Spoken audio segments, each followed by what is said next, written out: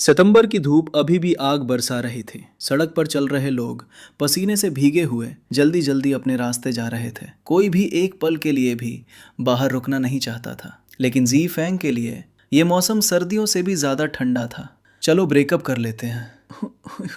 तुमने अभी क्या कहा? जी फैंग ने कांपती आवाज में पूछा। मैंने कहा मैं तुमसे ब्रेकअप करना चाहती हूँ, लड़की ने ठंडी आवाज में कहा। और आज के बाद मुझे हुई हुई मत बुलाना। मेरा नाम हु शुए हुई है। क्यों? जी फैंग का चेहरा सफेद पड़ गया। हुई हुई? ऐसा क्यों? उसका दिल दर्द से मरोड़ खाने लगा। 2 महीने पहले ही तो दोनों ने हमेशा साथ रहने की कस्में खाई थी, लेकिन गर्मियों की छुट्टियों के बाद अचानक ब्रेकअप। वो इसे कैसे मान लेता? जी फैंग सामने खड़ी उस खूबसूरत लड़की को खाली नजरों से देखता रहा। दिल जैसे टूट चुका था। दोनों मंगशी काउंटी नंबर 2 हाई स्कूल में पढ़ते थे, एक ही क्लास में। जी फैंग शांत स्वभाव का लड़का था, ज्यादा बातें नहीं करता था। घर की हालत खराब थी, पढ़ाई भी बस औसत से नीचे थी। दूसरी तरफ हु शुए हुई खूबसूरत, चंचल और क्लास की वाइस मॉनिटर थी। लड़के उसके पीछे घूमते थे, कुछ तो उसके लिए लड़ भी चुके थे, लेकिन आखिर में उसी शांत जी फैंग ने उसका दिल जीत लिया था। दोनों एक ही डेस्क पर बैठते थे। धीरे धीरे प्यार हुआ और उन्होंने चुपके से रिश्ता शुरू कर दिया। पर जी फैंग ने कभी नहीं सोचा था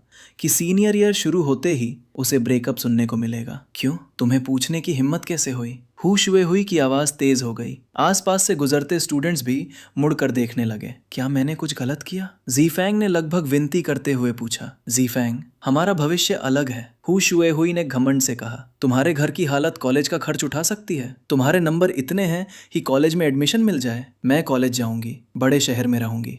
तुम्हारे साथ रहकर मैं अपना भविष्य बर्बाद नहीं कर सकती। जी फैंग का चेहरा और भी सफेद पड़ गया। लेकिन मैंने तो तुम्हें पहले ही बता दिया था कि हमारा घर गरीब है, फिर अब ब्रेकअप क्यों? क्यों? हु शुए हुई हंस पड़ी, लेकिन उस हंसी में प्यार नहीं, तिरस्कार था। गर्मियों में मैं अपनी बहन के घर जियांगजो गई थी। पता है उसका घर कितने का है? तुम पूरी जिंदगी मेहनत करो तब भी उसका बाथरूम नहीं खरीद पाओगे। उसकी कार की कीमत जानते हो? जी फैंग ने मुश्किल से सिर हिलाया। मैं मेहनत करूंगा, पैसे कमाऊंगा। मेहनत? उसने मजाक उड़ाया। कितने साल? 10, 20, 50? मैं बूढ़ी होने तक इंतजार नहीं कर सकती कि तब जाकर एक घर और कार मिले। मैं जियांगजो जाऊंगी और तब हम एक ही दुनिया के लोग नहीं रहेंगे। जी फैंग चुप रह गया। वही चेहरा जो पहले उसके लिए मुस्कुराता था, अब घमंड और ठंडेपन से भरा हुआ था। कुछ देर बाद उसने धीमे से कहा, ठीक है, ब्रेकअप कर लेते हैं। उसकी आखिरी बची इज्जत ने उसे और गिड़गिड़ाने नहीं दिया। और हाँ, हु शुए हुई ने ठंडे स्वर में कहा, मैंने टीचर से सीट भी बदलवा ली है। अब हम साथ नहीं बैठेंगे, हमारा कोई रिश्ता नहीं रहेगा। इतना कहकर वो मुड़ी और बिना पीछे देखे चली गई। उसकी एक सहेली उसके साथ थी। दूर जाते हुए उसकी आवाज आई, शुए हुई, तुमने थोड़ा ज्यादा कठोर नहीं बोल दिया? मैं तो पहले ही बहुत नरमी से बोली, हु शुए हुई ने तिरस्कार से कहा। सोचा भी नहीं था कि वो इतना गरीब निकलेगा। उसने मुझे कभी एक ढंग का गिफ्ट तक नहीं दिया। पता नहीं मैं उसे पसंद कैसे करने लगी थी। धीरे बोलो, जी फैंग सुन लेगा। सुन ले तो क्या, वो बस एक गरीब हरामी है। धड़ाम।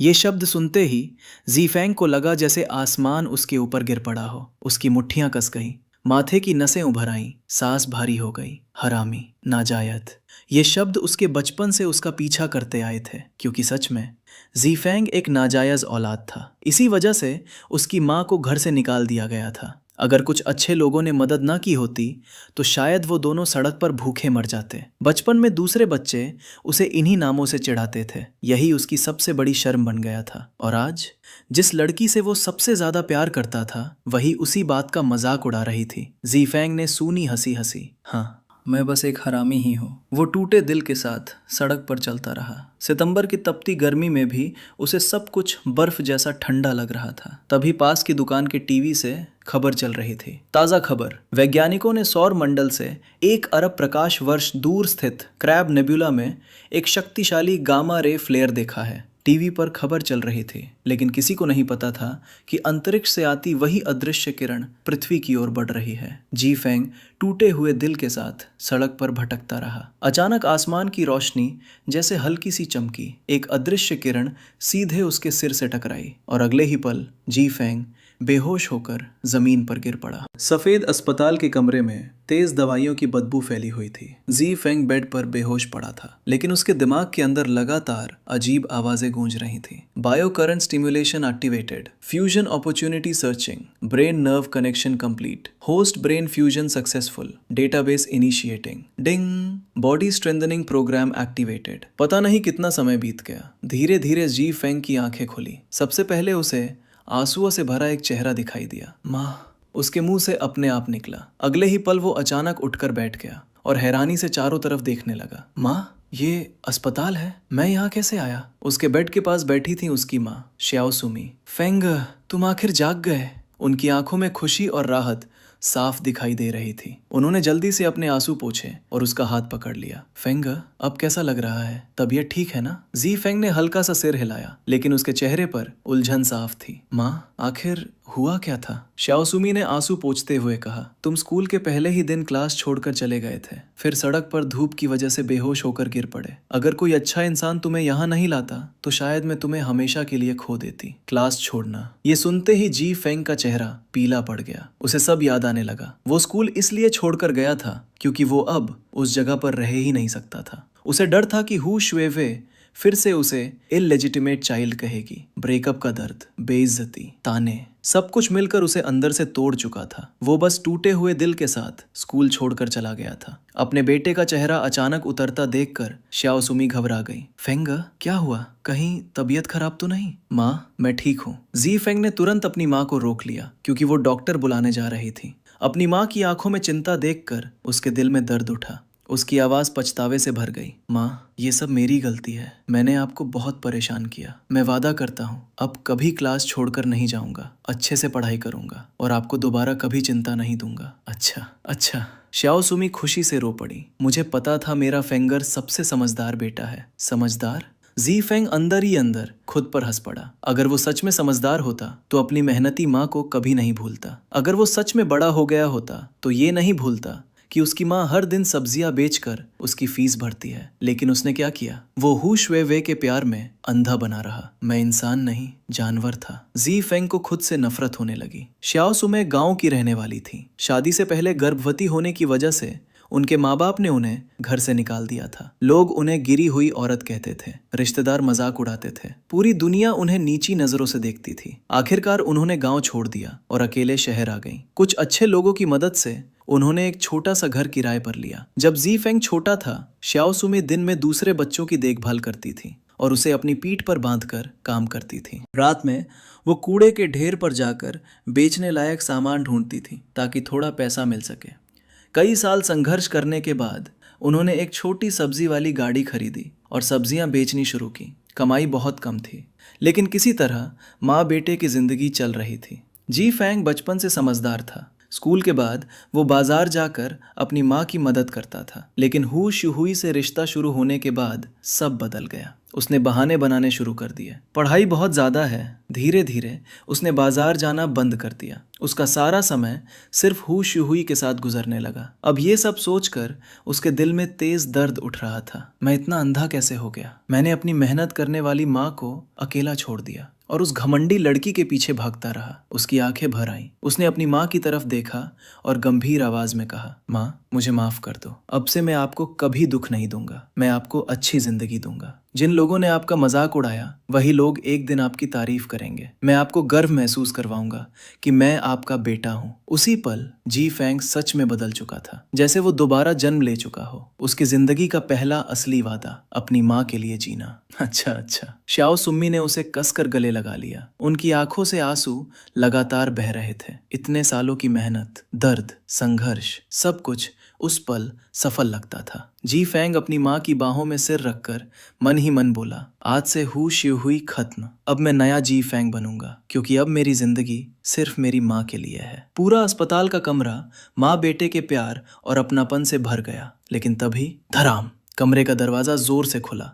दोनों ने मुड़कर देखा। एक मोटी नर्स अंदर आई, जिसके चेहरे पर साफ घमंड और तिरस्कार था। उसने ठंडी आवाज में कहा, शाओ सुमे, तुम्हारे अस्पताल में रहने के 3 दिन पूरे होने वाले हैं। 20 मिनट बाद कमरा खाली करना होगा। अगर रुकना है तो पैसे भरो, नहीं तो तुरंत निकलो। शाओ सुम्मी तुरंत खड़ी हो गई। नर्स, मेरा बेटा अभी अभी होश में आया है, उसकी हालत अभी भी कमजोर है। क्या हमें थोड़ा समय और मिल सकता है? हम 1 घंटे में चले जाएंगे। नर्स ने घमंड से मुंह बनाया। ये कोई गांव का छोटा क्लिनिक नहीं है, और समय चाहिए तो पैसे भरो। पैसे नहीं है तो यहाँ रहने का नाटक मत करो। शाओ सुम्मी का चेहरा गुस्से और बेइज्जती से लाल हो गया, लेकिन वो कुछ बोल नहीं पाई। उन्होंने अपने बेटे की हालत देखी और दांत भींच कर कहा, मैं पैसे दूंगी। माँ? जी फेंग अचानक बेड से नीचे उतर गया। उसकी आंखें ठंडी हो चुकी थीं। उसने नर्स को घूरते हुए पूछा, हमारे कमरे का समय खत्म होने में अभी 20 मिनट बाकी हैं, सही? हाँ तो? नर्स ने तिरस्कार से कहा। क्या कर लोगे? जी फेंग अचानक हंसा, लेकिन उसकी हंसी बेहद ठंडी थी। बहुत अच्छा, अगर 20 मिनट बाकी हैं तो इसका मतलब अगले 20 मिनट तक ये कमरा हमारा है, सही? नर्स चिढ़कर बोली, तुम कहना क्या चाहते हो? मेरे पास तुम गरीब लोगों से बहस करने का समय नहीं है। निकलना है तो जल्दी निकलो, बाहर निकल जाओ। जी फेंग ने उसकी बात बीच में ही काट दी। नर्स एक पल के लिए रुक गई। क्या कहा तुमने? जी फेंग ने एक एक शब्द पर जोर देते हुए कहा, मैंने कहा अभी के अभी बाहर निकल जाओ। जब तक समय खत्म नहीं होता इस कमरे पर हमारा हक है, और मैं तुम्हें कह रहा हूँ बाहर जाओ। यू? नर्स गुस्से से कांपने लगी, लेकिन वो जवाब नहीं दे पाई, क्योंकि जी फेंग सही था। आखिरकार वो दांत पीसते हुए बोली, ठीक है, 20 मिनट बाद अगर तुम लोग बाहर नहीं निकले तो मैं सिक्योरिटी बुलाकर बाहर निकलवा दूंगी। इतना कहकर वो गुस्से में बाहर चली गई। घमंडी औरत। जी फैंग ने मोटी नर्स की पीठ की तरफ देखते हुए ठंडे स्वर में कहा, फैंगर, तुम सच में बड़े हो गए हो। अपने बेटे को देखकर शाओ सुमे राहत भरी मुस्कान रोक नहीं पाई। जी फैन अब उससे आधा सिर लंबा हो चुका था, और उसके चेहरे पर अभी भी थोड़ी बचपने वाली मासूमियत बाकी थी। अभी थोड़ी देर पहले जब मोटी नर्स के साथ झगड़ा हुआ था, तब शाओ सुमे को डर था कि जी फैंग गुस्से में उसे मार न बैठे। अगर ऐसा होता तो मामला बहुत बिगड़ जाता, लेकिन नतीजा देखकर उसे राहत मिली। जी फैंग ने गुस्सा करने के बजाय चालाकी से नर्स को खुद ही बेइज्जत करवा दिया था। ये किसी को मारने से भी ज्यादा खतरनाक था। माँ, मैंने पहले भी कहा था, अब मैं आपको और अपमान नहीं सहने दूंगा। कोई भी अब आपको नीची नजर से नहीं देखेगा। जी फैन ने दृढ़ आवाज में कहा। माँ को तुम पर भरोसा है। शाओ सुमे ने राहत से सिर हिलाया। अचानक जी फैंग को नर्स की बात याद आई। माँ, क्या मैं सच में 3 दिन तक बेहोश था? ये सुनते ही शाओ सुमे घबरा गई। फैंगर, अब तुम्हारी तबीयत कैसी है? कहीं कुछ तकलीफ तो नहीं? जी फैंग के दिल में गर्माहट दौड़ गई। उसने अपनी माँ को देखा। वो सिर्फ 40 साल की थी, लेकिन चेहरे पर वक्त की मार साफ दिखाई दे रही थी। उसे अचानक दिल में दर्द महसूस हुआ। उसे पालने के लिए उसकी माँ ने आखिर कितनी मुश्किलें झेली होंगी। माँ, चिंता मत करो, मैं बिल्कुल ठीक हूँ। देखो, जी फैन ने हवा में कुछ मुक्के मारे। उसकी मुट्ठियों से हवा चीरने की आवाज आई। उसे लगा जैसे पूरे शरीर में ताकत भर गई हो। वो खुद भी हैरान था। पहले खराब पोषण की वजह से उसका शरीर कमजोर रहता था। उसने कभी ऐसी ताकत महसूस नहीं की थी। शायद अस्पताल में 3 दिन आराम करने की वजह से शरीर ठीक हो गया। जी फैन में मन ही मन सोचा। देखकर कि उसका बेटा सच में ठीक है, शाओ सुमे ने आखिर चैन की सांस ली। माँ, चलो, मैं पूरी तरह ठीक हो चुका हूँ, जी फैन बोला। शाओ सुमे ने हल्की सांस छोड़ी। अगर पैसों की इतनी तंगी ना होती तो वो अपने बेटे को इतनी जल्दी अस्पताल से कभी ना ले जाती। जैसे ही दोनों वार्ड से बाहर निकले, वही मोटी नर्स गलियारे में खड़ी मिली। उसके चेहरे पर तिरस्कार साफ दिख रहा था। उन दोनों को जाते देखकर वो बड़बड़ाई, खुद के पास पैसे नहीं, फिर भी अस्पताल में भर्ती होने चले आते हैं। जी फैंग का चेहरा तुरंत ठंडा पड़ गया। उसने जोर से किया। शाओ सुमे ने तुरंत उसके कंधे पर हाथ रखा। फैंगर, छोड़ो। जी फैंग ने गहरी सांस ली और धीरे से सिर हिलाया। चलो माँ। अस्पताल से बाहर निकलते ही जी फैंग ने कई गहरी सांसें ली। अस्पताल की दवाइयों की गंध उसे बेहद परेशान कर रही थी। फैंगर, सामान गाड़ी पर रख दो। शाओ सुमे थोड़ी दूर पार्किंग शेड से घर की पुरानी पैडल वाली तिपहिया गाड़ी लेकर आई। जी फैंग अचानक अपराध बोध में भर गया। माँ, इन 3 दिनों में आप मेरी देखभाल करती रहीं, मतलब आप सब्जियां बेचने भी नहीं जा पाई, है ना? पगले बच्चे। शाओ सुमे मुस्कुराई और उसके सिर पर हाथ फेरा। माँ सब कुछ तुम्हारे लिए ही करती है। अगर तुम्हें कुछ हो जाता तो ज्यादा पैसे कमाकर भी क्या फायदा? जी फैन मुस्कुरा पड़ा। वो अपनी माँ का प्यार साफ महसूस कर सकता था।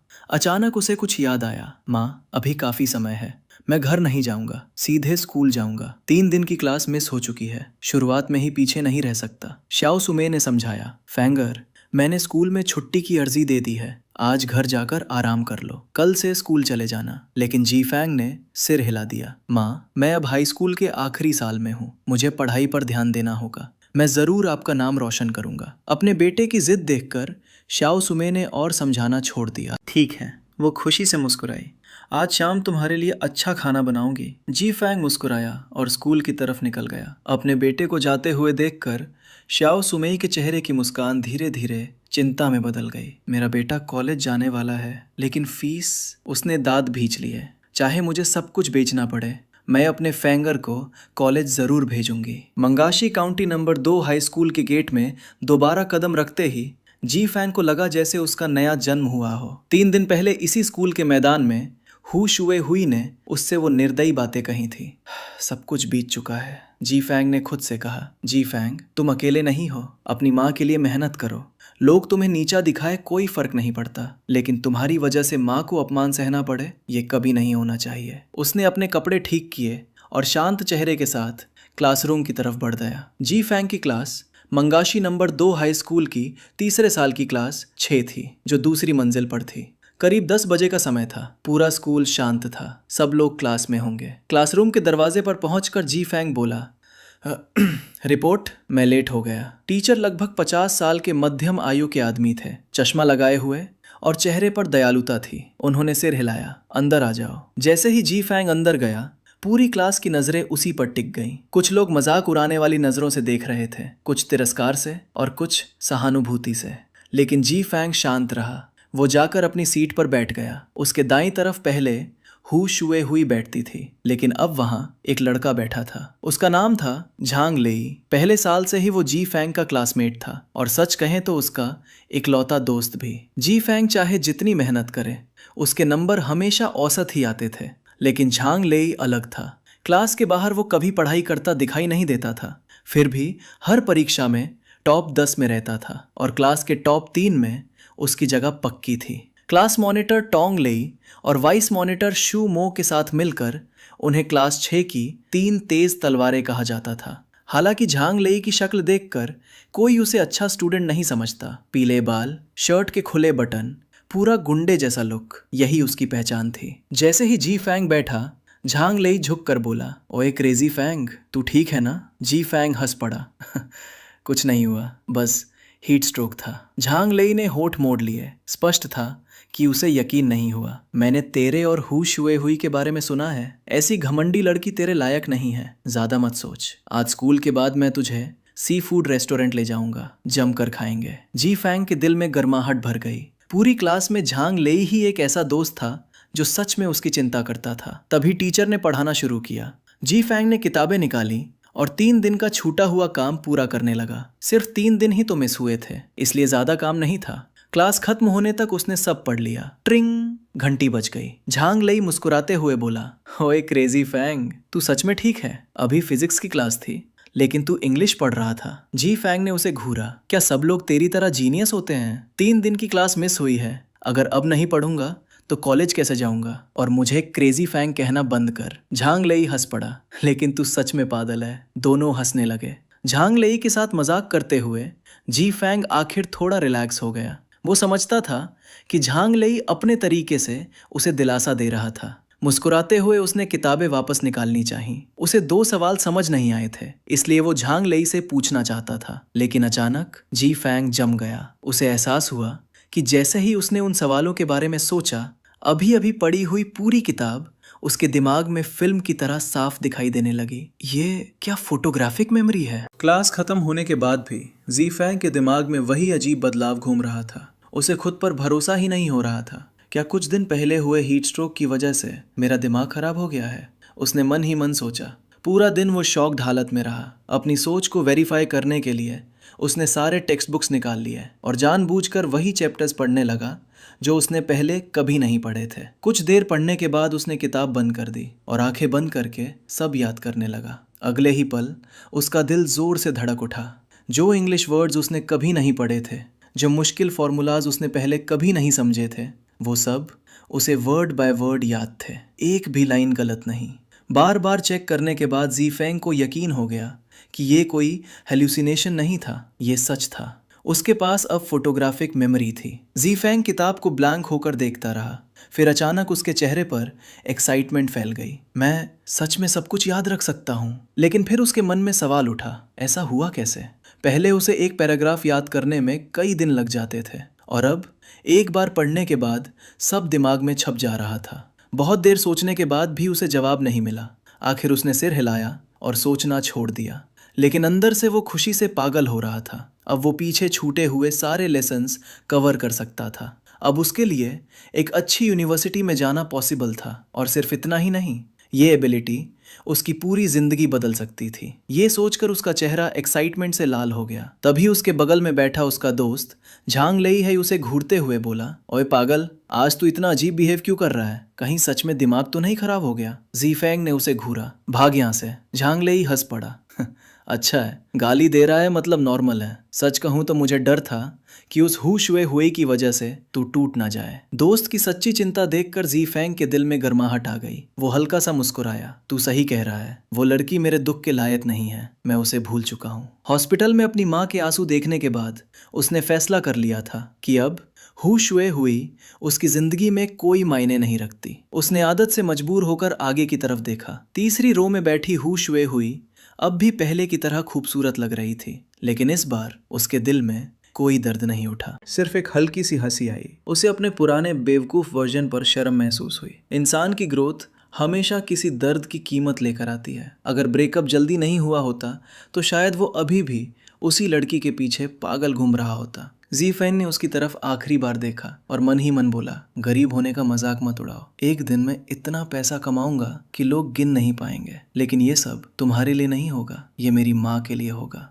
उसने गहरी सांस ली और अपनी नजरें हटा ली। अब उनके बीच सब खत्म हो चुका था, वे सिर्फ अजनबी थे। उधर हू शुए हुई को पीछे से किसी की नजर महसूस हुई तो उसने मुड़कर देखा, लेकिन ज़ीफेंग शांत चेहरा लिए किताब पढ़ रहा था, जैसे उसे उससे कोई मतलब ही ना हो। वो होठ मोड़कर मन ही मन बोली, गरीब लड़का, इतना पढ़कर भी क्या कर लेगा? यूनिवर्सिटी चला भी गया तो फीस कहाँ से भरेगा? देखते ही देखते शाम हो गई और स्कूल छूट गया। पहला दिन होने की वजह से आज इवनिंग सेल्फ स्टडी नहीं थी। झांग लेई ने उसे सी फूड रेस्टोरेंट चलने को कहा, लेकिन ज़ीफेंग ने मना कर दिया। उसके लिए दोस्त की चिंता ही सबसे बड़ा गिफ्ट थी। झांग लेई उसका स्वभाव जानता था, इसलिए उसने ज्यादा फोर्स नहीं किया। दोनों अलग हुए और ज़ीफेंग जॉगिंग करते हुए घर की तरफ निकल पड़ा। घर पहुंचते ही किचन से सब्जियों की खुशबू आ रही थी। माँ, मैं आ गया। किचन से उसकी माँ श्याओ सुमी ने झांक कर देखा और मुस्कुरा दी। फेंग, ऊपर जाओ, बस एक डिश और बनानी है। ज़ीफेंग मदद करना चाहता था, लेकिन छोटा सा क्राउडेड किचन देखकर सिर्फ मुस्कुरा दिया। वे लोग मांगशी काउंटी के पुराने इलाके में रहते थे। चारों तरफ छोटे छोटे किराए के मकान थे, जहां गरीब मजदूर, सब्जी बेचने वाले और स्क्रैप कलेक्टर्स रहते थे। उनका कमरा तीसरी मंजिल पर था। पहले वो एक बड़ा कमरा था, लेकिन बड़ा होने के बाद लैंडलॉर्ड ने बीच में पार्टीशन लगवा दिया था। बाहर वाला हिस्सा लिविंग रूम था, जो रात को ज़ीफेंग का बेडरूम बन जाता था। डाइनिंग टेबल ही उसका स्टडी टेबल था और सस्ता सा सोफा ही उसका बेड। सोफे पर बैठा ज़ीफेंग सोचने लगा, क्या मुझे माँ को अपनी नई एबिलिटी के बारे में बताना चाहिए? काफी देर सोचने के बाद उसने फैसला किया कि अभी नहीं बताएगा। वो चाहता था कि कॉलेज एंट्रेंस एग्जाम के बाद अपनी माँ को सरप्राइज दे। ये सोचकर उसके चेहरे पर मुस्कान आ गई। तभी नीचे से उसकी माँ की आवाज आई, फेंग, नीचे आकर खाना ले जाओ। ज़ीफेंग तुरंत दौड़ पड़ा। आज उसकी माँ ने खास डिनर बनाया था, 4 डिशेस और एक सूप। माँ अपने बेटे को खुशी से खाते हुए देख रही थी और उसके चेहरे पर संतोष साफ दिखाई दे रहा था। रात को बिस्तर पर लेटे हुए भी ज़ीफेंग को नींद नहीं आ रही थी। अचानक मिली ये एबिलिटी किसी सपने जैसी थी। अगर ये पावर कुछ दिनों बाद गायब हो गई तो? उसके दिमाग में तरह तरह के ख्याल घूम रहे थे। काफी देर बाद उसकी आंख लग गई और तभी उसके दिमाग में अचानक वही मैकेनिकल आवाज गूंजी, fusion with host complete, brain number 1 startup. वो घबराकर तुरंत उठ बैठा, लेकिन अगले ही पल उसके चेहरे का रंग उड़ गया। उसके सामने जो था वो किसी सपने से भी ज्यादा अजीब था। चारों तरफ सिर्फ सफेद धुंध थी, ऊपर आसमान भी धुंधला और केओटिक दिखाई दे रहा था। न जमीन साफ दिख रही थी, ना कोई दीवार, ना कोई इंसान, बस अनंत सफेद खाली जगह। जी फेंग हक्के बक्के रह गया। ये कहाँ हूं मैं? उसने डरते हुए बुदबुदाया, फिर खुद ही बोला, क्या मैं सपना देख रहा हूँ? उसी पल अचानक वही ठंडी मैकेनिकल आवाज फिर गूंजी, मास्टर आप सपना नहीं देख रहे। जी फेंग डर के मारे उछल पड़ा। कौन है? वो तेजी से पीछे मुड़ा, लेकिन वहां कोई नहीं था। उसका दिल जोर जोर से धड़कने लगा। अगर हिम्मत है तो सामने आ। अगले ही पल उसके सामने की सफेद धुंध अचानक घूमने लगी। धीरे धीरे सारी धुंध एक जगह इकट्ठा हुई और फिर एक मुट्ठी जितना सफेद लाइट क्लस्टर बन गया। उस रोशनी पर एक छोटे बच्चे जैसा चेहरा बना हुआ था और तभी वही इलेक्ट्रॉनिक आवाज फिर आई, मास्टर आपसे मिलकर खुशी हुई। जी फेंग की आंखें फटी की फटी रह गईं। मास्टर? वो कुछ सेकंड तक उस अजीब रोशनी को घूरता रहा, फिर हिचकिचाते हुए बोला, तुम मुझसे बात कर रहे हो? लाइट क्लस्टर हल्का सा हिला। हाँ मास्टर। जी फेंग का दिमाग पूरी तरह घूम चुका था। तुम मुझे मास्टर क्यों बुला रहे हो? क्या हम पहले मिले हैं? नहीं मास्टर। जी फेंग लगभग पागल होने वाला था। पहले ये अजीब जगह, फिर ये फ्लोटिंग लाइट, और अब ये उसे मास्टर बुला रही थी। उसने सिर पकड़ लिया। तुम आखिर हो कौन? लाइट क्लस्टर ने जवाब दिया, मास्टर मैं ब्रेन नंबर 1 हूँ, गामा गैलेक्सी के level 13 civilisation nation gamma empire से। जी फेंग कुछ सेकंड तक ब्लैंक रहा, फिर हंस पड़ा। अब तो पक्का मेरा दिमाग खराब हो गया है। उसने कभी गामा गैलेक्सी का नाम तक नहीं सुना था। लेवल 13 सिविलाइजेशन, गामा एम्पायर, ये सब तो सिर्फ साईफाई नॉवेल्स में होता है। लेकिन लाइट क्लस्टर पूरी सीरियसनेस से बोला, गामा गैलेक्सी पृथ्वी से लगभग 1 बिलियन लाइट ईयर्स दूर है। जी फेंग ने हार मानते हुए सिर हिलाया। ठीक है भाई, गामा गैलेक्सी। उसे लगा वो सपना देख रहा है, इसलिए उसने साथ देना शुरू कर दिया। तभी ब्रेन नंबर 1 ने पूछा, मास्टर आप ट्रेनिंग कब शुरू करना चाहेंगे? ट्रेनिंग? जी फेंग चौंका। किस चीज की ट्रेनिंग? Secret agent training. क्या? जी फेंग वहीं बैठ गया और अपने बाल पकड़ लिए। ये आखिर हो क्या रहा है? ब्रेन नंबर 1 तुरंत बोला, क्या मास्टर मुझसे पूछ रहे हैं? जी फेंग पूरी तरह हार चुका था। हाँ, अगर बता सकते हो तो बताओ। तब ब्रेन नंबर 1 ने पूरी कहानी बतानी शुरू की। करीब 300 साल पहले गामा गैलेक्सी में कई शक्तिशाली सिविलाइजेशंस थीं।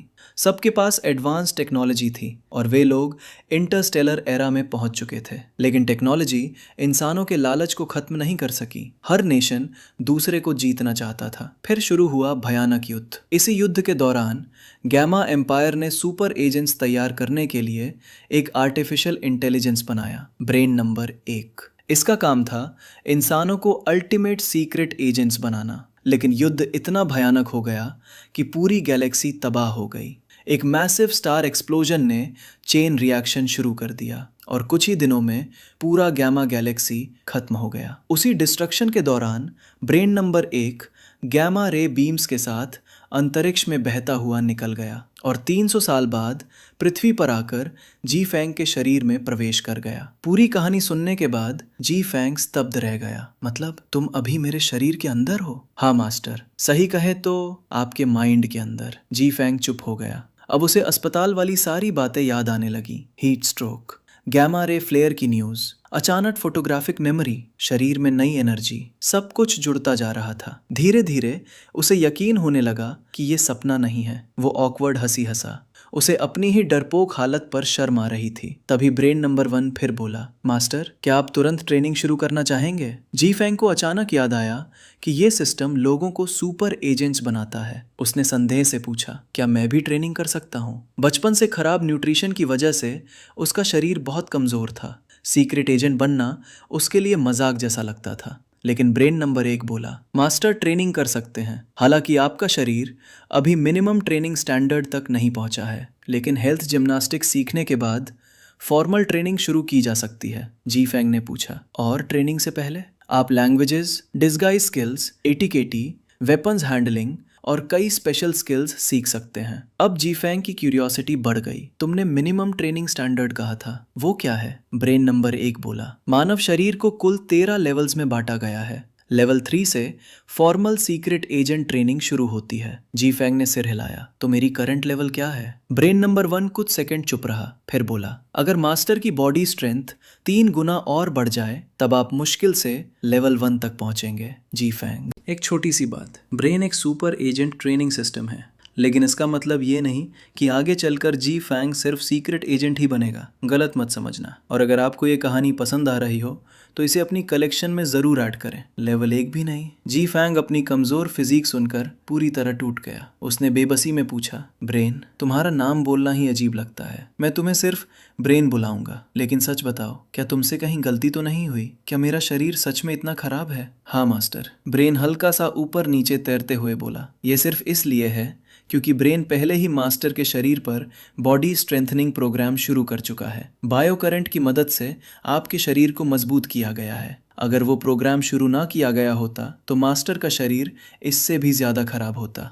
जी फैंग, उसे इतनी शर्म महसूस हुई कि क्या कहे। मतलब शरीर मजबूत करने के बाद भी उसकी हालत ऐसी थी तो पहले वो कितना कमज़ोर रहा होगा। हालांकि जी फैंग अभी तक ये नहीं समझ पाया था कि ब्रेन का स्ट्रेंथनिंग इफेक्ट कितना डरावना था और गामा गैलेक्सी के लेवल 13 फिजिक का असली मतलब क्या होता है। लेकिन आने वाले ट्रेनिंग में वो सब धीरे धीरे समझने वाला था। ठीक है, इस बारे में बात नहीं करते। जी फैंग ने जल्दी से टॉपिक बदल दिया। उसे डर था कि थोड़ी देर और बात हुई तो ब्रेन उसे सीधा अपाहिज घोषित कर देगा। तो बताओ, मैं अपनी फिजिक कैसे इंप्रूव कर सकता हूँ? हेल्थ जिम्नास्टिक्स के जरिए। ब्रेन ने तुरंत जवाब दिया। क्या मास्टर अभी ट्रेनिंग शुरू करना चाहते हैं? Health gymnastics? जी फैंग के दिमाग में तुरंत स्कूल वाली मॉर्निंग एक्सरसाइज आ गई। उसने कैजुअली सिर हिलाया। ठीक है, ट्राई कर लेते हैं। जी मास्टर। अचानक उसके सामने का पूरा सीन बदल गया। सफेद स्पेस के बीच एक वर्चुअल ह्यूमन फैंटम प्रकट हुआ। ब्रेन की आवाज गूंजी, मास्टर, कृपया फैंटम को फॉलो करते हुए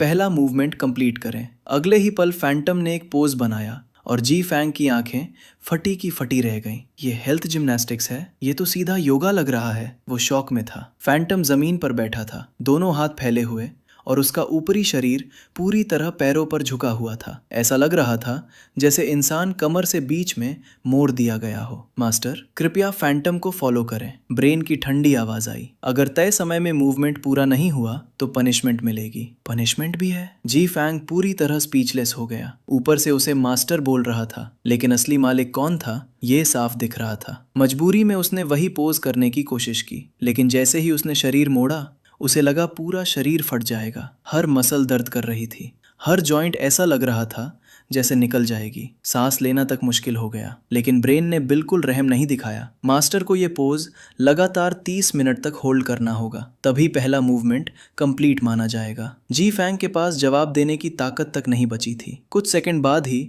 उसके शरीर में ऐसा दर्द शुरू हुआ जैसे हजारों चींटियां उसे काट रही हों। वो पागल होने वाला था। आखिरकार वो सहन नहीं कर पाया। जैसे ही उठने की कोशिश की, Z Z Z Z T T T, उसकी पीठ पर अचानक इलेक्ट्रिक करंट दौड़ गया। जी फैंग का पूरा शरीर कांप उठा। इतना भयानक दर्द हुआ कि वो लगभग चीख पड़ा, लेकिन बिजली के डर से उसने दांत भींच लिए। ब्रेन की आवाज फिर सुनाई दी। इंटरस्टेलर एरा का एक योग्य सुपर एजेंट बनने के लिए सबसे पहले शक्तिशाली फिजिक जरूरी है, ताकि किसी भी खतरनाक एनवायरनमेंट में सर्वाइवल संभव हो। ये हेल्थ जिम्नास्टिक्स मास्टर की फिजिक इंप्रूव करेगी। अगर सभी मूवमेंट्स परफेक्टली मास्टर कर लिए जाएं तो लेवल 13 फिजिक तक पहुंचना संभव है। उस समय साधारण एनर्जी लेजर गन्स भी मास्टर को नुकसान नहीं पहुंचा पाएंगी। जी फैंग के पास जवाब देने की ताकत नहीं थी। वो बस दर्द सहता रहा। धीरे धीरे 10 मिनट बाद उसके शरीर का दर्द कम होने लगा, बॉडी नंब होने लगी, और फिर अचानक उसे हल्का सा आराम महसूस होने लगा। जी फैंग ने राहत की सांस ली। उसे लगा आखिरकार दर्द खत्म हो रहा है, लेकिन अगले ही पल Z Z Z Z T T T, फिर से इलेक्ट्रिक शॉक। उसका शरीर दोबारा अकड़ गया। ब्रेन की ठंडी आवाज गूंजी, जानबूझकर सांस मत छोड़िए। अपने शरीर के रिदम के साथ सांस लीजिए। अपने विल के नहीं, अपने बॉडी के फ्लो को फॉलो कीजिए। अब ब्रेन बिल्कुल किसी कोल्ड ड्रिल इंस्ट्रक्टर जैसा लग रहा था। समय धीरे धीरे बीतता गया। जी फेंग का शरीर पूरी तरह सुन्न हो चुका था, लेकिन अब दर्द पहले जितना भयानक नहीं था, बल्कि जब वो अपने हार्ट बीट के रिदम के साथ सांस लेने लगा तो उसे हल्का सा कंफर्ट महसूस होने लगा। तभी अचानक डिंग, एक साफ घंटी की आवाज गूंजी। ब्रेन की आवाज फिर सामान्य हो गई। मास्टर, समय समाप्त। पहला मूवमेंट कंप्लीट करने पर बधाई। धड़ाम। जी फेंग सीधा जमीन पर गिर पड़ा। उसके अंदर उंगली तक हिलाने की ताकत नहीं बची थी। उसे लग रहा था शरीर अब उसका रहा ही नहीं। ये कौन सी शैतानी जिम्नास्टिक्स है। जी फेंग लगभग रोने वाला था। जो इंसान खुद इसे महसूस न करे वो कभी इसकी दर्दनाक ट्रेनिंग समझ ही नहीं सकता। करीब 10 मिनट बाद जाकर उसके शरीर में दोबारा सेंसेशन लौटने लगी। वो मुश्किल से उठा और बोला, ब्रेन, क्या अब मुझे रोज यही अजीब जिम्नास्टिक्स करनी पड़ेगी? अगर मास्टर सुपर एजेंट की शक्ति चाहते हैं तो ट्रेनिंग पूरी करनी होगी। बेशक मास्टर चाहे तो सिर्फ नॉलेज सीख सकते हैं, लेकिन तब बहुत सी चीजें सीखना असंभव हो जाएगा, क्योंकि ये हेल्थ जिम्नास्टिक्स सिर्फ फिजिक नहीं, ब्रेन भी डेवलप करती है। अगर इसे नहीं सीखेंगे तो आपकी ग्रोथ सीमित रह जाएगी। जी फेंग कुछ पल चुप रहा। फिर उसने पूछा, अगर मैं ट्रेनिंग जारी रखूं तो इसे मास्टर करने में कितना समय लगेगा? ब्रेन बोला, अर्थ के समय अनुसार अधिकतम 1 वर्ष। 1 साल में मास्टर पूरा super agent training course complete कर सकते हैं। जी फेंग अचानक सोच में पड़ गया। उसे अपनी मेहनती माँ याद आई। उन रिश्तेदारों की बातें याद आईं जो उसे नाजायज कहकर उसकी माँ का मजाक उड़ाते थे।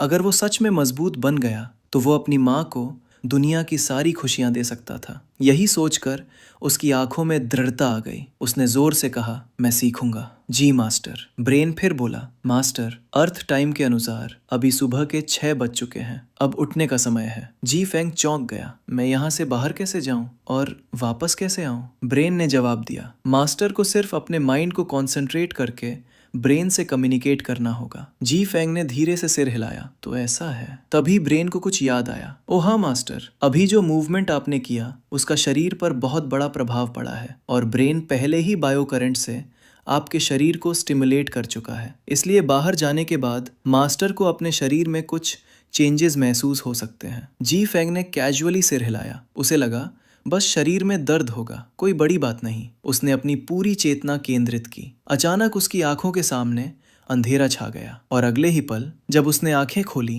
तो उसके सामने अपने घर की छत थी। बिस्तर पर लेटा हुआ जी फेंग बार बार शाम वाला दृश्य याद कर रहा था। उसके दिल में एक्साइटमेंट रुक ही नहीं रही थी। हो सकता है आगे की ट्रेनिंग आज से भी ज्यादा मुश्किल हो, लेकिन जी फेंग जानता था कि चाहे कुछ भी हो जाए वो दांत भींच कर सब सह लेगा, क्योंकि उसके पास ना कोई बैकग्राउंड था, ना पैसा, ना कोई सहारा। अगर उसे अपनी माँ को दूसरों से बेहतर जिंदगी देनी थी तो उसे स्मार्ट ब्रेन की ट्रेनिंग स्वीकार करनी ही होगी। स्मार्ट ब्रेन पहले ही साफ बता चुका था कि अगर उसने ट्रेनिंग पूरी कर ली तो वो भविष्य के इंटरस्टेलर सुपर एजेंट के स्तर तक पहुंच सकता है। ऐसा इंसान जो आम एनर्जी लेजर पिस्टल से भी नहीं डरता। जी फेंग ने कभी लेजर पिस्टल नहीं देखा था, लेकिन वो समझ सकता था कि वो आज के पिस्टल या सब मशीन गन से कहीं ज़्यादा खतरनाक होगी। लेकिन सबसे ज़्यादा एक्साइटमेंट उसे सुपर एजेंट की स्किल्स को लेकर थी। हर तरह की भाषाएं सीखना, परफेक्ट डिस्गाइज, हर सिचुएशन में काम रहना, एटिकेट, वेपन्स,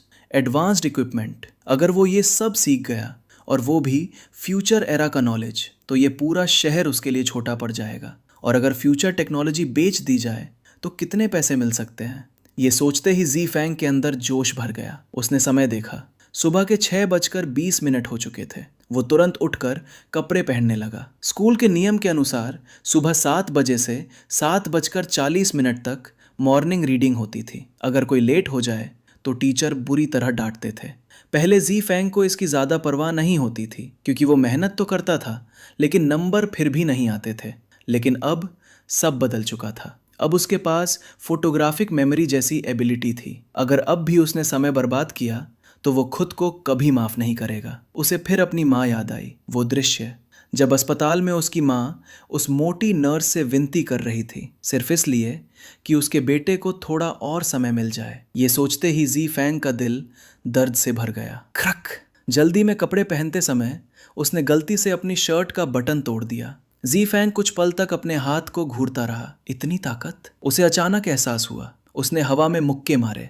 फटाक फटाक, हवा चीरने जैसी आवाज आई। उसे लगा जैसे पूरे शरीर में ताकत भर गई हो। क्या ये वही बदलाव है जिसके बारे में स्मार्ट ब्रेन ने कहा था? अब उसे समझ आया कि स्मार्ट ब्रेन उसे पहले बॉडी एडेप्टेशन क्यों करवाना चाहता था। उसका शरीर अचानक बहुत ज़्यादा मजबूत हो चुका था और वो अभी तक उसे परफेक्टली कंट्रोल नहीं कर पा रहा था। जी फैंग हल्का सा मुस्कुराया। उसने टूटा हुआ बटन मेज पर रखा, माँ के कमरे की तरफ देखा, स्कूल बैग उठाया और बाहर निकल गया। उसे अपने फटे कपड़ों की कोई परवाह नहीं थी। उसकी माँ हमेशा कहती थी, कपड़े नए हों या पुराने, महंगे हों या सस्ते, बस इंसान साफ और सीधा होना चाहिए। जी फैंग ने ये बात हमेशा दिल में रखी थी। उसका घर स्कूल से ज़्यादा दूर नहीं था। पैदल जाने में लगभग आधा घंटा लगता था। लेट होने के डर से वो दौड़ते हुए स्कूल जाने लगा, लेकिन शुरुआत में वो अपने शरीर को कंट्रोल नहीं कर पा रहा था। उसकी चाल ऐसी लग रही थी जैसे कोई नशे में दौड़ रहा हो। कुछ देर बाद वो धीरे धीरे नए शरीर के साथ एडजस्ट होने लगा। जब तक वो स्कूल पहुंचा, उसकी चाल पूरी तरह नॉर्मल हो चुकी थी, लेकिन वो फिर भी लेट हो गया। जैसे ही वो स्कूल गेट में घुसा, मॉर्निंग रीडिंग की घंटी बज चुकी थी। वो तुरंत क्लासरूम की तरफ भागा। क्लास में पहुंचकर उसने देखा हेड टीचर अभी तक नहीं आए थे। जी फैंग ने राहत की सांस ली। बच गया। वो अपनी सीट की तरफ बढ़ा, लेकिन अचानक उसे महसूस हुआ कि कोई उसे देख रहा है। उसने तुरंत सिर घुमाया और तभी उसकी नज़र पड़ी क्लास 6 की मॉनिटर, पूरे स्कूल की मशहूर स्कूल ब्यूटी टोंग लेई। वो अपनी खूबसूरत आंखों से उसे घूर रही थी। चेहरे पर हल्की नाराजगी साफ थी। जी फैंग के दिल में झटका लगा। उसे याद आया, अगर सुबह टीचर मौजूद ना हो तो डिसिप्लिन संभालने की जिम्मेदारी टोंग लेई की होती थी। लेट आने वालों के नाम लिखना और बाद में टीचर को बताना। मतलब उसने जी फैंग को लेट आते हुए देख लिया था। जी फैंग अंदर ही अंदर परेशान हो गया। अपनी सीट पर बैठते हुए उसने मन ही मन प्रार्थना की कि बस टीचर पेरेंट्स को बुलाने की बात ना करें। तभी बगल से आवाज़ आई, ओए क्रेजी फैंग, आज लेट कैसे हो गया? पीले बालों वाला झांग लई हंस रहा था। देखा, हमारी खूबसूरत मॉनिटर लगातार तुझे देख रही थी। कहीं उसे तुझ पर क्रश तो नहीं हो गया? जी फैंग ने उसे घूरा। तेरे मुंह से कभी अच्छी बात नहीं निकलती। वो कौन है और मैं कौन? जल्दी पढ़ाई कर। सौभाग्य से पूरी क्लास मॉर्निंग रीडिंग में व्यस्त थी। चारों तरफ किताबें पढ़ने की आवाज़ गूंज रही थी, वरना अगर किसी ने उनकी बात सुन ली होती तो पूरी क्लास उनका मजाक उड़ाती। आखिर टोंग लेई पूरे स्कूल के लड़कों की ड्रीम गर्ल थी। झांग लेई ने होठ मोड़े। तो क्या हुआ अगर तू गरीब है? गरीब इंसान इंसान नहीं होता क्या? मैं बता रहा हूँ क्रेजी फैंग, थोड़ा कॉन्फिडेंस रखना सीख। जी फैंग हल्का सा मुस्कुराया। उसने सिर झुकाकर पढ़ना शुरू कर दिया, लेकिन अंदर ही अंदर सोच रहा था, कॉन्फिडेंस? आज मुझसे ज़्यादा कॉन्फिडेंट शायद कोई नहीं। लेकिन होश हुए हुई वाली घटना के बाद उसने अपने दिल को बंद कर लिया था। अब वो आसानी से किसी लड़की के बारे में सोचने को तैयार नहीं था, और वैसे भी उसके और टोंग लेई के बीच की दूरी बहुत बड़ी थी। पूरे स्कूल को पता था टोंग लेई सिर्फ खूबसूरत ही नहीं बल्कि ब्रिलियंट स्टूडेंट भी थी, और सबसे बड़ी बात, उसका बैकग्राउंड बेहद पावरफुल था। वो मंगाशी काउंटी के सबसे बड़े नेता की बेटी थी। उसके पिता टोंग काइडे मंगाशी काउंटी के पार्टी सेक्रेटरी थे। ऐसी लड़की और जी फैंग जैसा गरीब लड़का, दोनों बिल्कुल अलग दुनिया के लोग थे। इसलिए जी फैंग ने झांग लेई की बात को मजाक समझकर नज़रअंदाज कर दिया। इस समय उसके दिमाग में सिर्फ दो बातें थीं, 3 दिन का छूटा हुआ सिलेबस जल्दी पूरा करना, और अगर टीचर ने डांटा तो क्या जवाब देना है। लेकिन जी फैंग ये नहीं जानता था कि उसकी और झांग लेई की सारी बातें पास बैठा कोई और भी सुन चुका था। ट्रिंग! घंटी बजते ही 40 मिनट की मॉर्निंग स्टडी खत्म हो गई। धड़ाम! झांग लेई ने अपना इंग्लिश का टेक्स्ट बुक डेस्क पर फेंक दिया और सिर हिलाते हुए बोला, समझ नहीं आता ये बेकार की बर्ड लैंग्वेज हमें रोज क्यों पढ़नी पड़ती है? मैं कोई विदेश जाने वाला हूँ क्या? अगर हर कोई ये बर्ड लैंग्वेज सीख गया तो ट्रांसलेटर्स भूखे मर जाएंगे। जी फैंग ये बातें उससे पहले भी कई बार सुन चुका था। वो बस हंसते हुए बोला, ऐसे नहीं कहते, एक एक्स्ट्रा लैंग्वेज सीखना कभी बुरी बात नहीं होती। झांग लेई ने होठ टेढ़े किए। फॉरेन लैंग्वेज सीखकर क्या करना है? ट्रांसलेटर बनना है? या उन नकली फॉरेनर जैसा बनना है जो हर बात में 2 इंग्लिश वर्ड्स घुसेड़ते रहते हैं? डैडी और मॉमी बोलने से अच्छा बाप और माँ बोलना है। हम हुआक्शिया के लोग हैं तो हुआक्शिया लोगों जैसा बिहेव करना चाहिए। जी फैंग बस दे सका। उसे आदत पड़ चुकी थी झांग लेई की इंग्लिश हेटेड की। जब फ्यूचर में तेरे पास बोलने की ताकत होगी तब सिस्टम बदल देना। जी फैंग हंसा। लेकिन अभी इंग्लिश पढ़ना पड़ेगा, वरना कॉलेज भी नहीं मिलेगा। हाई स्कूल के आखिरी साल में हर स्टूडेंट का फोकस बस कॉलेज एंट्रेंस एग्जाम पर था। जी फैंग ने भी सुना था कि कई यूनिवर्सिटीज़ में इंग्लिश स्कोर बहुत ज़रूरी होता है। भले टोटल मार्क्स अच्छे हों, लेकिन अगर इंग्लिश वीक हो तो एडमिशन नहीं मिलता। जी फेंग आगे बढ़ना चाहता था, इसलिए चाहे उसे इंग्लिश पसंद हो या नहीं, उसे मेहनत करनी ही थी। ये सुनते ही झांगलेई का चेहरा उतर गया। हाय, बदलाव लाना इतना आसान थोड़ी है। चल छोड़, ऑनेस्टली इंग्लिश पढ़ता हूँ। उसका चेहरा देखकर जी फेंग हंस पड़ा। तभी अचानक झांगलेई जैसे कुछ याद आने पर सीधा बैठ गया। उसकी आंखें चमक उठी। ओए मैडमैन, अभी मॉर्निंग स्टडी के दौरान हमारी स्कूल ब्यूटी तुझे कई बार सीक्रेटली देख रही थी। सच सच बता, कब सेटिंग हुई? क्या बकवास कर रहा है? जी फेंग तुरंत चिढ़ गया। अगर तू लेट आता तो वो तुझे भी देखती। असल में जी फेंग ने भी नोटिस किया था कि मॉर्निंग स्टडी के दौरान टोंगलेई ने सच में उसे कई बार देखा था। उसे पहले ही महसूस हो गया था कि आज टीचर की डांट पक्की है। झांगलेई हंसा। फिर भी सच नहीं बोलेगा? इतने लोग लेट होते हैं, लेकिन क्या तूने कभी टोंगलेई को किसी और को नोटिस करते देखा? इसका क्या मतलब है? जी फेंग ने हेल्पलेस होकर सिर हिलाया। शायद इसलिए क्योंकि सबको पता है कि मुझे हु शुए ने डंप कर दिया। हो सकता है उसे बस क्यूरियोसिटी हो। झांगलेई ने तुरंत सिर हिलाया। ये भी पॉसिबल है। जी फेंग ने आंखें घुमाई। तू बहुत डायरेक्ट है। झांगलेई सीधा बैठ गया। यही तो मेरी सबसे बड़ी स्ट्रेंथ है। दोनों हंस पड़े। फिर झांगलेई अचानक सीरियस होकर बोला, लेकिन सच में अच्छा लगा देखकर कि तू हु शुए वाली बात से बाहर आ गया। जी फेंग हल्का मुस्कुराया। हाँ, अब सब पुरानी बात है। झांगलेई फिर मुस्कुराया। तो फिर दूसरी स्प्रिंग के बारे में सोच। जी फेंग चौंका।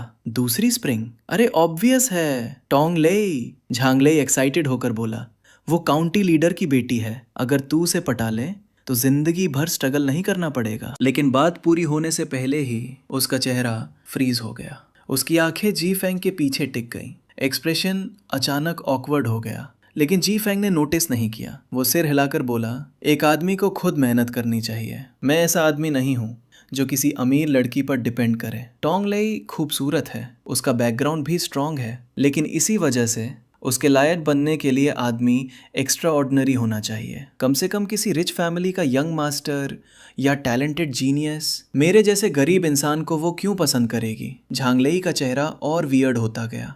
वो हंसी रोकने की कोशिश करते हुए बोला, मतलब तुझे सच में टोंगलेई पसंद है? जी फेंग ने भी पहली बार उसे टीज करना शुरू किया। सुंदर चीजें सबको पसंद होती हैं। टोंगलेई इतनी सुंदर है तो मुझे क्यों पसंद नहीं होगी? और पसंद करने का मतलब ये थोड़ी कि मैं प्रपोज कर दूं। वैसे तू मुझे क्यों चिढ़ा रहा है? अगर तू खुद टोंगलेई पर ध्यान नहीं देता तो तुझे कैसे पता चला वो मुझे कितनी बार देख रही थी? तू खुद सीक्रेटली उसे देख रहा था। चोर ऊपर से चिल्लाए, चोर चोर।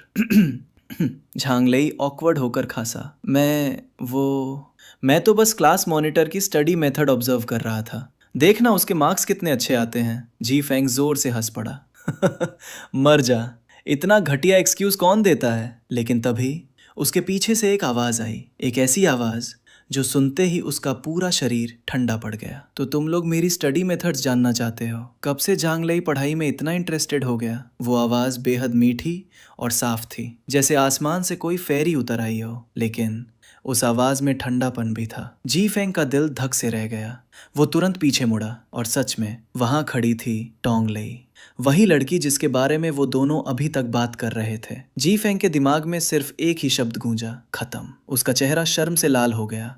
किसी के पीछे उसकी बातें करना और उसी इंसान का सब सुन लेना, ये पहली बार हुआ था। जी फेंग तुरंत खड़ा हो गया। Class monitor Tong, I am sorry, हमारी गलती थी। हमें आपके बारे में पीछे बात नहीं करनी चाहिए थी। प्लीज हमें माफ कर दीजिए। लेकिन टोंगलेई का खूबसूरत चेहरा इस समय पूरी तरह ठंडा था। उसने जी फेंग की बात जैसे सुनी ही नहीं। वो दोनों को घूरते हुए बोली, तुम दोनों बाहर आओ। इतना कहकर वो मुड़ी और क्लासरूम से बाहर चली गई।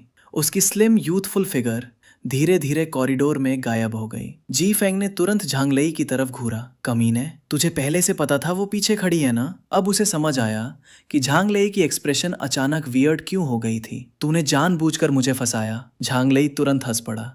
अरे अनग्रेटफुल मत बन, मैं तुझे फंसा नहीं रहा था, अपॉर्चुनिटी क्रिएट कर रहा था।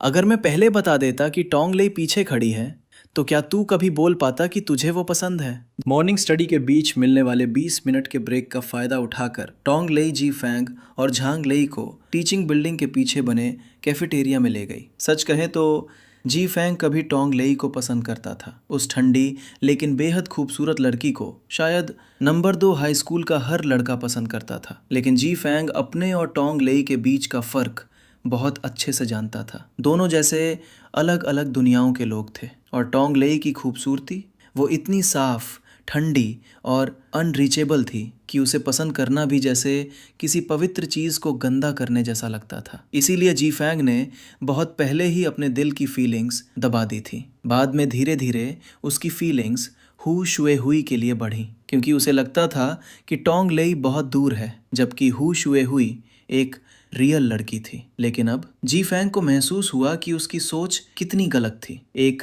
रियल इंसान सबसे ज्यादा रियलिस्टिक और क्रूअल भी हो सकता है। उससे अच्छा तो वो दूर वाला सपना था। कम से कम वो चाकू जैसी बातें करके दिल नहीं तोड़ता। आगे चलती हुई टोंग लेई को देखते हुए जी फैंग के दिल में हल्की लहर उठी। पीछे से देखने पर भी वो बेहद खूबसूरत लग रही थी। उसके लंबे बाल पोनी टेल में बंधे थे। सिंपल आउटफिट होने के बावजूद वो उसकी खूबसूरती को और बढ़ा रहा था। उसमें यूथफुल एनर्जी भी थी और हल्की मैच्योरिटी भी। सबसे ज्यादा डेंजरस चीज थी उसकी फिगर।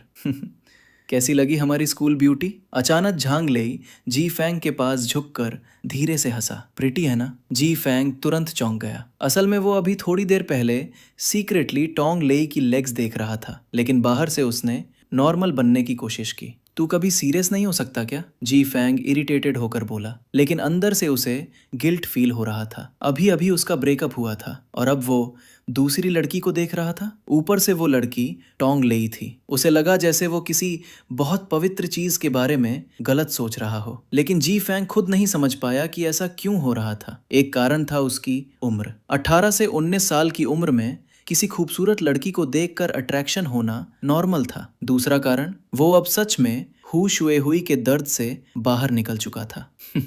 झांग लेई हंसा। मैडमैन, क्या तुझे लगा मैंने तेरी नजरें नहीं देखी? अगर देखने की हिम्मत है तो मानने की भी रख। फिर वो और एक्साइटेड होकर बोला, अगर तू टोंग लेई को पटाना चाहता है तो मैं तेरे लिए उसकी सारी इन्फॉर्मेशन निकाल दूंगा, उसकी हैबिट्स, उसकी पसंद, सब कुछ। कैसा दोस्त हूं मैं? जी फैंग ने उसे अजीब नजरों से देखा। तू हमेशा मुझे टोंग लेई के पीछे क्यों नदा रहा है? खुद क्यों नहीं ट्राई करता? ये सुनते ही झांग लेई का एक्सप्रेशन इंस्टेंटली वियर्ड हो गया। वो कुछ बड़बड़ाया, लेकिन जी फैंग ने साफ सुन लिया। मैं खुद मरना नहीं चाहता। अगर मैंने उसे परस्यू किया तो मेरा बाप मेरी टांगे तोड़ देगा। जी फैंग उसे देखकर सोच में पड़ गया। तभी, तुम दोनों इधर आओ। टोंग लेई की ठंडी आवाज आई। वो कैफेटेरिया के एंट्रेंस पर खड़ी थी। उसने आर्म्स फोल्ड कर रखे थे, जिससे उसकी चेस्ट और ज्यादा प्रोमिनेंट लग रही थी। ये देखकर जी फैंग का दिल तेजी से धड़क उठा, लेकिन उसने बाहर से नॉर्मल बनने की कोशिश की। वो चुपचाप उसके पास चला गया, लेकिन झांग लेई उतना ऑनेस्ट नहीं था। वो हंसते हुए बोला, क्लास मॉनिटर, क्या आप हमें ब्रेकफास्ट ट्रीट देने लाई हैं? अगर हाँ तो हम मना नहीं करेंगे। टोंग लेई ने उसे घूरा। वो कुछ बोलने ही वाली थी कि झांग लेई ने तुरंत बेचारों वाला चेहरा बना लिया। मैं मजाक कर रहा था, हम सच में भूखे हैं। ऐसा करते हैं, आज ब्रेकफास्ट मेरी तरफ से, इसे मेरी अपॉलजी समझ लो। टोंग लेई का एक्सप्रेशन थोड़ा सॉफ्ट हुआ। उसने हल्का सिर हिलाया। ठीक है, तुम्हें सुधारने का एक मौका देती हूँ, जाओ। मैडमैन, तू यही रुक। झांग लेई तुरंत हंस पड़ा। मैं फूड लेकर आता हूँ। इतना कहकर वो फूड काउंटर की तरफ भाग गया। अब जी फैंग और टोंग लेई अकेले रह गए और इंस्टेंटली ऑकवर्ड साइलेंस छा गई। जी फैंग नर्वस हो गया। इतनी खूबसूरत लड़की के साथ अकेले बैठना उसके लिए टॉर्चर जैसा था। चलो पहले अंदर बैठते हैं, उसने ऑकवर्ड होकर कहा। टोंग लेई ने हल्का सिर हिलाया और कैफेटेरिया के अंदर चली गई। कैफेटेरिया पहले से स्टूडेंट से भरा हुआ था। काफी देर ढूंढने के बाद उन्हें अंदर एक खाली टेबल मिली। जी फैंग सीधे जाकर बैठ गया, लेकिन उसकी हालत खराब थी। वो कभी इधर देखता, कभी उधर। बस टोंग लेई की आंखों में देखने की हिम्मत नहीं हो रही थी। उसका कोल्ड और ग्लैमरस चेहरा उसे नर्वस कर रहा था। अचानक टोंग लेई ने उसे घूरा। जी फैंग, क्या मैं इतनी डरावनी हूँ? नहीं, जी फैंग तुरंत बोला। तुम इतनी सुंदर हो, डरावनी कैसे हो सकती हो? फिर मेरी तरफ देखते क्यों नहीं? जी फैंग ऑकवर्ड हंसी हंसा। वो मन ही मन बोला, देखूं भी कैसे? तुमने अभी अभी सुन लिया कि मैं तुम्हें पसंद करता हूँ। अगर अब देखूंगा तो तुम गलत समझोगी। इस समय जी फैंग पहली बार दिल से चाहता था कि झांग लेई जल्दी वापस आ जाए। कम से कम वो माहौल हल्का तो कर देता। तभी टोंग लेई ने धीरे से कहा, जी फैंग, अभी हमारे लिए सबसे जरूरी चीज पढ़ाई है। तुम्हारे ग्रेड्स अच्छे नहीं हैं, लेकिन अभी भी 1 साल बचा है। अगर मेहनत करोगे तो रिजल्ट जरूर मिलेगा। उसकी आंखें हल्का चमकी। यूनिवर्सिटी जाने से पहले बाकी चीजों में डिस्ट्रैक्ट मत होना, वरना पढ़ाई खराब हो जाएगी। ज़ीफैंग इंस्टेंटली समझ गया कि वो क्या कहना चाहती है। वो इनडायरेक्टली उसे समझा रही थी कि वो उसके बारे में ज्यादा ना सोचे। मैं समझता हूँ, उसने ऑकवर्ड स्माइल के साथ कहा। Thanks class monitor. असल में होश हुए हुई वाली घटना के बाद ज़ीफैंग पहले ही समझ चुका था कि उसे अभी क्या करना चाहिए। और जैसे उसने पहले कहा था, किसी को पसंद करने का मतलब ये नहीं कि उसे पा लेना जरूरी है। कभी कभी चुपचाप किसी को पसंद करना ही काफी होता है, क्योंकि कई बार फीलिंग्स एक्सप्रेस करने से सिर्फ दूसरे इंसान को परेशानी मिलती है। और ज़ीफैंग हमेशा ये बात समझता था। टोंगलेई ने उसकी एक्सप्रेशन देखी। उसे अचानक लगा कि शायद उसने बातें थोड़ी ज्यादा हार्श बोल दी। हालांकि वो रिच फैमिली से थी, लेकिन वो एरोगेंट नहीं थी। वो कभी गरीब लोगों को नीचा नहीं समझती थी। बस उसे ज़ीफैंग के लिए वैसी फीलिंग्स नहीं थी, और उसे पता था कि उसका परिवार भी कभी ये रिलेशनशिप एक्सेप्ट नहीं करेगा। इसलिए उसने उस दिशा में सोचा ही नहीं। वो धीरे से बोली, ज़ीफैंग, मेरा मतलब तुम्हें नीचा दिखाना नहीं था। मुझे बस लगता है कि अभी हम स्टूडेंट्स हैं और एकेडमिक्स सबसे इम्पोर्टेंट है। कुछ साल बाद पीछे मुड़कर देखोगे तो आज की बातें चाइल्डिश लगेंगी। ज़ीफैंग मुस्कुराया। इस बार उसकी स्माइल पहले से ज्यादा नेचुरल थी। मैं समझता हूँ, और सच कहूँ तो मुझे भी लगता है कि अभी पढ़ाई सबसे जरूरी है। मैं पहले अच्छे से नहीं पढ़ पाया और उसका रिग्रेट आज भी है। अचानक टोंगले खूबसूरती से मुस्कुराई। अच्छा है अगर तुम ऐसा सोचते हो। फिर उसने धीरे से कहा, ज़ीफैंग, हम पहले ज्यादा बात नहीं करते थे, लेकिन अब से हम दोस्त बन सकते हैं। ज़ीफैंग हल्का मुस्कुराया। ये मेरे लिए ऑनर होगा। टोंगले हंस पड़ी। उसकी मुस्कान इतनी खूबसूरत थी कि जैसे आसपास के सारे फूल फीके पड़ गए हों। ज़ीफैंग भी हंस पड़ा, लेकिन उसकी आंखें शांत और गहरी थीं, जैसे रात के आसमान में चमकते तारे। उन्हें देखकर टोंगलेई का दिल हल्का सा कांप गया। सिर्फ एक साथ किया गया ब्रेकफास्ट ही ज़ीफैंग और टोंगली के बीच की दूरी काफी कम कर गया था। लेकिन दोनों अभी सिर्फ दोस्त बने थे, और वो भी बहुत करीबी दोस्त नहीं। ज़ीफैंग अच्छी तरह समझता था कि टोंगलेई ने उसे कैफेटेरिया चलने के लिए इसलिए बुलाया क्योंकि एक तो ब्रेकफास्ट का समय था, और दूसरा उसने झांगलेई के साथ उसकी बातें सुन ली थी। उसे लगा था कि शायद ज़ीफैंग सच में उसके लिए वैसी फीलिंग्स रखता है। इसलिए वो मौका लेकर उसे इनडायरेक्टली समझाना चाहती थी कि वो ज़्यादा उम्मीदें ना लगाए। उम्मीदें? ज़ीफैंग ने मन ही मन कड़वी मुस्कान दी। अगर उसे पसंद करना ही उम्मीद लगाना कहलाता है तो वो पिछले 2 सालों से यही कर रहा था। लेकिन अब ज़ीफैंग पहले जैसा भावुक नहीं रहा था। हुई वाली घटना के बाद उसने रिश्तों को लेकर खुद को काफ़ी बदल लिया था। जब वे क्लासरूम लौट रहे थे तब भी टोंगले सबसे आगे चल रही थी, जबकि ज़ीफैंग और जांगले पीछे थे। मैडमैन, तो हमारी स्कूल ब्यूटी टॉप टियर है ना? जांगले ने धीरे से शरारती अंदाज में कहा। मैं फिर बोल रहा हूँ, अगर तू उसे परस्यू करना चाहता है तो मैं तेरा इंटेलिजेंस ऑफिसर बन जाऊंगा। क्या बोलता है? ज़ीफैंग ने सिर हिलाया। बकवास मत कर, वो और मैं 2 अलग दुनिया के लोग हैं। जांगले तुरंत बोला, मैडमैन सीरियसली, तू किसी से कम नहीं है। तुझमें कॉन्फिडेंस होना चाहिए। तेरी काइंडनेस, पर्सिवियरेंस और एम्बिशन ऐसी चीजें हैं जो बहुत लोगों में नहीं होती। सिर्फ इसी वजह से तू ज्यादातर लोगों से बेहतर है। तू उसके लायक है। ज़ीफैंग हल्का मुस्कुराया, लेकिन कुछ बोला नहीं। उसकी नजर सामने चल रही टोंगले पर टिक गई। पीछे से देखने पर उसकी फिगर इतनी ग्रेसफुल लग रही थी कि दिल अपने आप धड़क उठे। एक पल के लिए ज़ीफैंग के मन में ख्याल आया, उस सफ़ेद शर्ट और डेनिम स्कर्ट के अंदर वो कैसी दिखती होगी। जैसे ही ये सोच उसके दिमाग में आई, वो खुद चौंक गया। उसने मन ही मन खुद को डांटा, मैं कितना शेमलेस हूँ।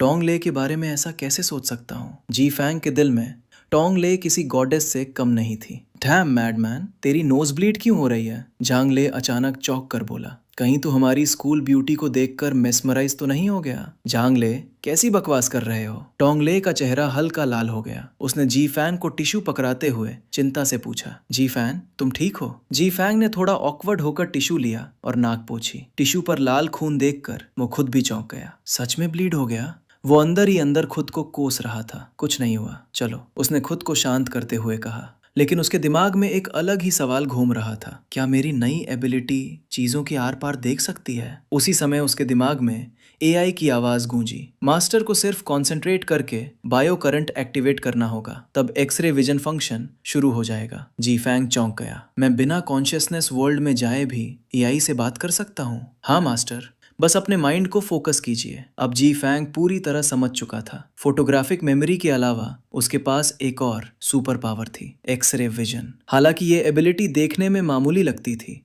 लेकिन जी फैंग जानता था कि अगर किसी शक्ति को सही तरीके से इस्तेमाल किया जाए तो वो चमत्कार कर सकती है। लेकिन अगर इतनी बड़ी शक्ति सिर्फ पीपिंग के लिए इस्तेमाल हो तो ये उस शक्ति का अपमान होगा। आज के बाद जब तक बहुत जरूरी ना हो, मैं एक्सरे विजन कैजुअली इस्तेमाल नहीं करूंगा। उसने मन ही मन फैसला किया। उसे पता था कि अगर ऐसी चीज आदत बन गई तो इंसान का दिमाग धीरे धीरे अंधेरा और विकृत हो जाता है। अगर भविष्य में मैं उसके लायक बन पाया और अगर टोंग ले भी मुझे पसंद करने लगी, तब मैं उसे परस्यू करूंगा। अभी मैं बस एक गरीब लड़का हूं जिसके पास कुछ नहीं। देख कर कि जी फैंग ठीक है, टोंग ले ने राहत की सांस ली और तीनों क्लासरूम की ओर बढ़ गए। लेकिन उन्हें नहीं पता था, ऊपर स्कूल बिल्डिंग की एक खिड़की से दो जहरीली निगाहें लगातार जी फैंग को घूर रही थीं। वो नजरें एक लंबे हैंडसम स्टूडेंट की थीं। उसकी लुक्स ऐसी थीं कि कई लड़कियां उस पर फिदा हो जाएं। लेकिन इस समय उसकी आंखों में सिर्फ जहर भरा हुआ था। जी फैंग, टोंग ली वो लड़की है जिस पर मेरी नजर है। ये हैंडसम स्टूडेंट और कोई नहीं,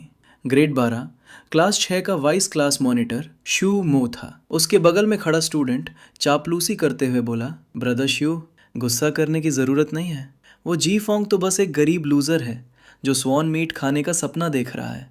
क्लास मॉनिटर कभी उसमें इंटरेस्ट नहीं लेगी। हमारे नंबर 2 मिडिल स्कूल में अगर कोई उसके लायक है तो वो सिर्फ ब्रदर शू हैं। आप दोनों तो मेड फॉर ईच अदर हैं। ये सुनकर शू मो का एक्सप्रेशन थोड़ा नरम पड़ा। उसने धीमी आवाज़ में कहा, चेन यांग, तू जी फॉन्ग के ठीक पीछे बैठता है, उस पर नजर रख।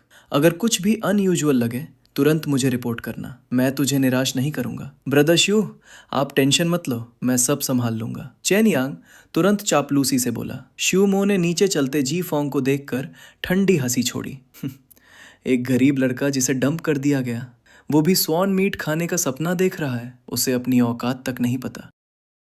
देख स्क्रीन पे सिस्टम मेरा हैक है। G fang mode on, future set in black है। एक्स-रे विजन हर चाल पहले से रीड। ब्रेन मेरा supercharge, planting success seed. Tong Lei साथ में, पावर मेरी डबल। झैंग लेई बैक पे, no more tension no trouble. Underground king ये है अपना empire. Elite student game on fire, game on fire.